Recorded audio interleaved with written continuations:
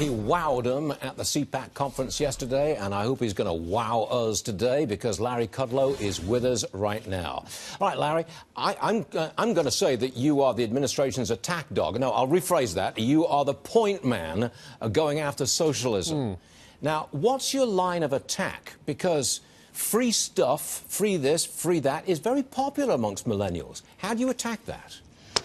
Well, look, I think the first thing to do is be very specific. I want to put socialism and all of this, Green New Deal stuff, I want to put it pen and pencil. I want to make sure people understand what the cost is. So let's put socialism on trial.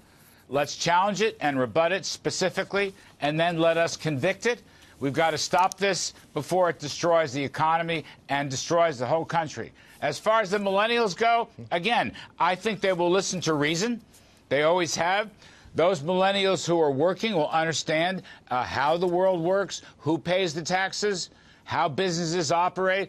I noticed the Fox poll. I was doing this a week or two back here, and the vast majority of people that were polled favored capitalism over socialism. It was like 2 to 1, as I recall. So I think we have to just put it on trial, put socialism on trial, challenge, rebut, put pen and pencil to paper. I got some staggering numbers here, and then just convict it before it destroys America.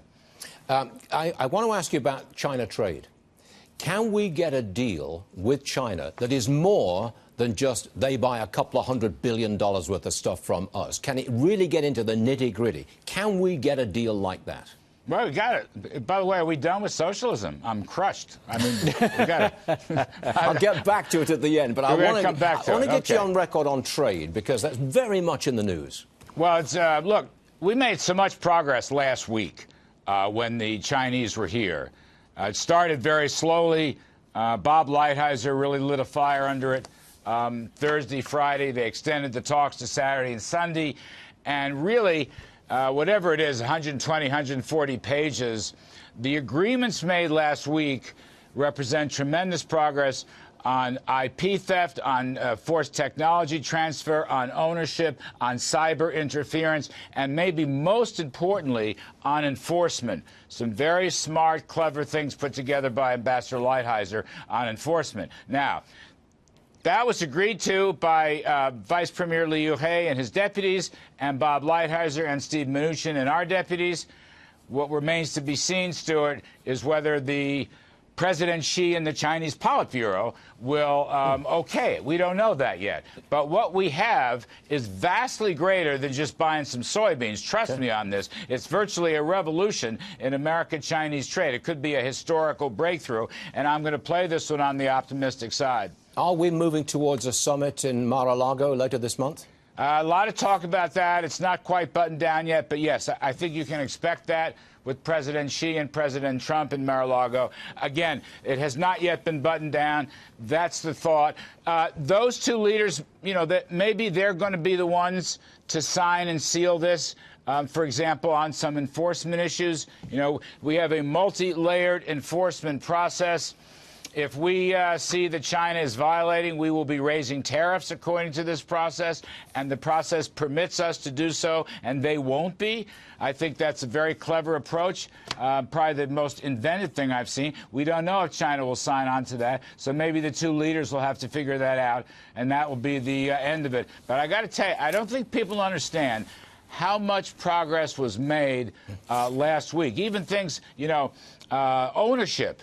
Well, in the financial services and other areas, ownership, which has been for the Chinese, now that's going to shift to American companies operating in China. That lowers the chances of a technology transfer. Currency stability and transparency for any currency interventions. All these things were tied up in the so-called structural issues. So you'll get the commodities. They're going to open the door. And if they do, America's export sales will soar. We're the most competitive economy in the world, but the structural changes will give us the kind of free and fair and reciprocal trade that President Trump has encouraged and fought hard for. And by the way, I got to tell you, as the free trader in the building, one thing Mr. Trump has taught me, tariffs are part of the trade discussion, and tariffs can be very effective in negotiations, sometimes you have to use them. And I think in this case with China, the tariff strategy has worked.